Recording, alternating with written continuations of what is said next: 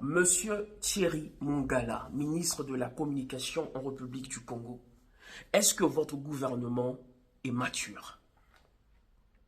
Lors de votre quinzaine gouvernementale, une journaliste vous a posé une question pertinente. Cette dernière vous a posé une question concernant l'incohérence entre vos propos, vos déclarations et les actions que vous menez sur le terrain. Vous aviez... Elle a eu à poser des faits en disant chaque mois, votre gouvernement ne cesse de faire des déclarations en disant que nous sommes en pleine crise économique. Le ministre de Finances récemment a eu à déclarer qu'il a même des difficultés pour payer les salaires des fonctionnaires. Il a insisté en disant que nous sommes dans une situation de crise économique. Alors, comment expliquez-vous l'émission des fonds publics pour la fête de l'indépendance de la République du Congo? Est-ce que cette dépense était nécessaire? Et je tiens à saluer cette journaliste qui a eu à faire son devoir patriotique. Elle a posé une question pertinente et patriotique. Et votre réponse a été très évasive et a fait preuve d'immaturité, monsieur Thierry Mongala. Votre réponse n'a pas reflété la maturité dont vous avez eu à faire mention, parce que vous avez déclaré dans votre réponse, vous savez qu'aujourd'hui, la République du Congo va fêter 65 ans d'anniversaire, 65 ans d'indépendance, excusez-moi. Et donc, même si nous sommes en pleine crise, tout État normal doit quand même célébrer la fête d'indépendance. Et vous le dites avec un sourire, sans aucune gêne.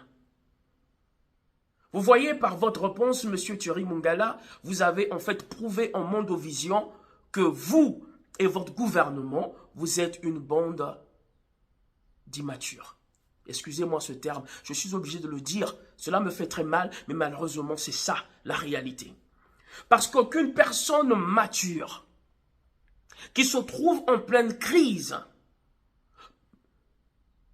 ne peut se permettre de poser des actes que vous posez. Je vous donne un exemple banal. Pensez-vous qu'un père responsable qui n'a que 100 000 francs CFA et il doit décider entre fêter l'anniversaire de mariage pour faire plaisir à sa femme, parce qu'aujourd'hui, s'ils ont ses enfants, ils ont ce foyer, c'est quand même grâce à cette union. Et donc, il a le choix entre faire une fête pour célébrer l'anniversaire de leur mariage ou payer le loyer de la maison, payer les frais scolaires des enfants et se rassurer que les enfants ont de quoi manger pendant tout le mois. Alors, monsieur Mongala, je vous pose la question. Un père responsable va-t-il dépenser cet argent pour faire une fête ou va-t-il utiliser cet argent pour prioriser les besoins majeurs du foyer, à savoir le loyer, la nourriture et l'éducation des enfants, donc le futur des enfants? Je pense que tous ceux qui nous suivent pourront répondre en commentaire et ils seront tous d'accord avec moi qu'un père responsable ne va pas dépenser cet argent pour une fête qui ne durera que quelques heures. Vous allez inviter des gens, des amis. Ils vont manger, après ils vont repartir chez eux. Et le lendemain, vous n'aurez rien à manger, vous n'aurez pas de quoi payer le loyer. Et lorsqu'on va vous chasser de la maison, ce sont les mêmes invités qui vont vous traiter d'irresponsables. C'est pour cette raison que M. Mongala, aujourd'hui, même des personnes que vous avez eu à aider dans le passé, le Congo a eu à donner des milliards en Côte d'Ivoire, qui, sans consulter la population, jusqu'aujourd'hui on ne sait pas si cet argent était juste un don qui a été donné ou le but était de rembourser après avec intérêt, on ne sait pas.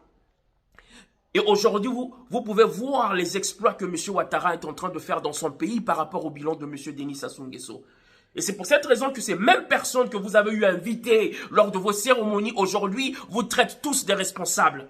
Ils ont traité votre président, le leader de votre parti politique, le PCT, d'un monsieur irresponsable qui n'est pas capable de donner de l'eau à ses enfants. Ça, ce n'est pas moi qui le dis, c'est l'adjoint maire d'Abidjan qui l'a dit. Voyez-vous, monsieur Mongala, le Congo a aujourd'hui 65 ans. 65 ans d'indépendance. Mais lorsqu'on regarde les agissements de ceux qui gouvernent le Congo, on se rend compte que le Congo est encore immature. Et oui, le Congo est encore immature. Et c'est une honte de savoir que non seulement que nous avons 65 ans d'âge en termes d'indépendance, mais notre pays n'est pas dirigé par des jeunes. Ce pays est principalement dirigé par des vieux, des personnes âgées qui ne veulent pas laisser la place aux plus jeunes, mais malgré leur âge, ils agissent comme des novices, comme des amateurs. Ils préfèrent dépenser des milliards. Nous savons tous la raison pour laquelle vous insistez à débloquer cet argent pour la fête d'indépendance, parce que il y a des membres du gouvernement et des membres de la famille, des enfants des gouvernants, qui ont des entreprises qui gèrent la fête d'indépendance. Et donc, ces personnes, dès le mois de janvier, ils ont déjà un calcul sur le mois d'août, parce qu'ils savent qu'ils vont recevoir des milliards qu'ils vont empocher et mettre dans leur compte. Donc le but n'est pas de célébrer le Congo, le but n'est pas d'honorer ceux-là qui ont lutté pour l'indépendance, car ceux qui ont lutté pour l'indépendance étaient des personnes matures qui ont risqué leur vie afin de donner une vie meilleure aux générations futures. Une chose que votre gouvernement est incapable de faire, car vous ne pensez qu'à vous, vos enfants et le reste, allez y mourir. Monsieur Mungala, je veux vous donner quelques exemples des gouvernants matures. Je veux juste citer un seul pays. Pour ceux qui voudront savoir d'autres exemples que j'ai cités, vous pouvez suivre l'un de mes épisodes sur droits humains, mon émission où j'ai parlé de cela en détail. Mais je veux juste vous donner un seul exemple, l'exemple de la Tanzanie. Monsieur Thierry Mungala, voici ce que un leader responsable est censé faire en situation de crise. Pour ceux qui ont étudié la gestion, le management de crise et l'économie, ils savent qu'il y a un plan Marshall, il y a un plan qui est mis en place pour pouvoir gérer la crise économique dans une nation et faire sortir la nation de la crise. Et parmi ces éléments, je vais juste citer deux éléments. Le premier élément qui est utilisé pour pouvoir gérer la crise économique dans une nation, c'est l'austérité. L'austérité n'est rien d'autre que le fait de réduire les dépenses publiques ou soit d'augmenter les impôts afin de pouvoir compenser le déficit sur le plan financier par rapport au budget national. Et je sais, comme vous détestez le peuple, comme vous n'aimez pas vous priver de vos intérêts personnels, vous préférez maintenir vos intérêts. C'est pour cette raison que je sais que dans le cas de l'austérité, vous allez choisir l'option d'augmenter les impôts du peuple. C'est pour cette raison que vous avez eu à lancer cette taxe de solidarité qui consistait à prélever 1200 francs CFA au pauvre peuple congolais qui souffre déjà. Mais grâce à la campagne que nous avons menée, cette taxe a été annulée. Et lors du dernier discours de M. Denis Sassou Nguesso, nous avons entendu sa fameuse phrase « Trop de taxes ». Trop sans taxes, un pays sans taxes ne peut pas. Je n'ai même pas envie de parce que c'était c'est de l'illusion. On pouvait comprendre que par cette déclaration, M. Denis Sassou Nguesso voulait tout simplement dire au peuple, préparez-vous parce qu'on va augmenter les impôts. Et le but de l'austérité en réalité est de réduire les dépenses. Vous avez eu à faire des déclarations à ce sujet, mais jusqu'à présent nous ne voyons pas les résultats sur le terrain.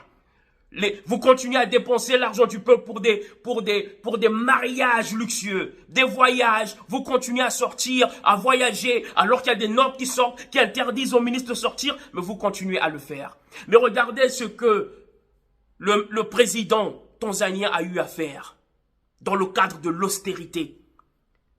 Pendant la fête de l'indépendance de la Tanzanie, le défunt président, paix à son âme, le président Magufuli, il avait décidé d'annuler la fête de l'indépendance et ce dernier avait réorienté le budget de la fête de l'indépendance pour construire une route à Dar es Salaam.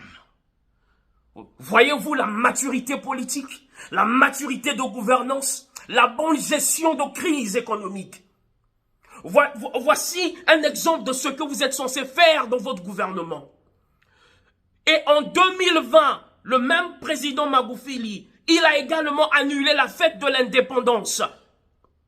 Et il a décidé d'utiliser cet argent pour acheter les équipements pour les hôpitaux. Voici ce qu'un président fait. Voici ce qu'un gouvernement mature fait en période de crise. Alors, monsieur Mungala, lorsque vous dites que, voilà, aujourd'hui, nous avons atteint une maturité, il est normal quand même s'il y a une crise de fêter. Non, non, non, non. Ça, c'est un comportement de papa irresponsable. Vous êtes des papas irresponsables, papa Sony. Des papas Sony, papa zéro. Des papas qui laissent leurs enfants affamés, ils préfèrent aller danser dans le bar avec des petites. C'est ce que vous aimez faire, vous. Mais regardez ce que le président tanzanien avait eu à faire. Et dans le cadre toujours de la gestion de crise, il y a un deuxième point que je voulais citer, c'est ce qu'on appelle le filet de sécurité sociale. Lorsqu'on gère une crise économique, il y a le filet de sécurité sociale, ce sont des mécanismes mis en place pour venir en aide aux populations vulnérables. C'est-à-dire qu'aux Congolais qui n'ont pas de moyens, qui sont en difficulté, on met en place un programme alimentaire pour pouvoir subvenir aux besoins de ce peuple qui souffre. Voici des choses que vous êtes censés faire en période de crise. Parce que pendant que vous percevez 12 millions par mois, en tant que ministre, vous ne payez pas l'électricité, vous ne payez pas l'eau, vous ne payez pas de carburant. Vos enfants sont à l'étranger. Les Congolais qui souffrent sont obligés de payer l'eau, l'électricité, ainsi de suite. En temps normal, vous devez venir mettre en place un plan d'action pour pouvoir alléger la tâche des Congolais. Le 15 août, vous pouvez décider, pas de fête, cet argent va être utilisé. On achète des lits pour les hôpitaux, on achète des perfusions. Et au niveau des écoles, on va mettre des bons. Et le président et les ministres, vous faites la tournée de 12 départements ou des 15 départements de la nation pour pouvoir faire ces dons, pour pouvoir faire plaisir à la population, alléger la souffrance du peuple. Voici ce qu'un peuple responsable fait. Au lieu de dépenser de l'argent à travers des entreprises soi-disant privées, mais nous savons que ces entreprises sont affiliées aux gouvernants et aux enfants des gouvernants. Vous dépensez des milliards. Vous faites venir des gens. Vous allez recevoir Dadju, vous allez recevoir Didibé, vous allez recevoir Fally Ipupa sur vos plateaux là.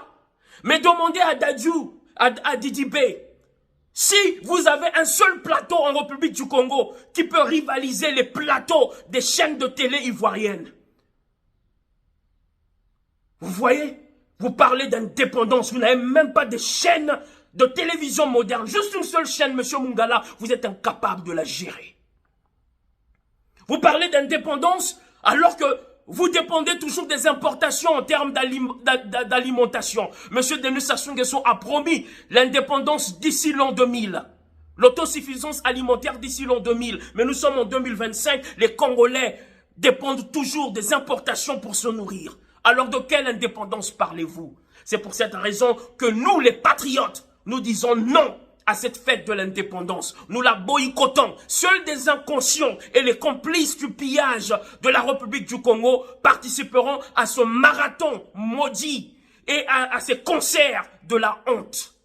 Juro Lwemba, le patriote, panafricain, humaniste, ambassadeur de Dieu.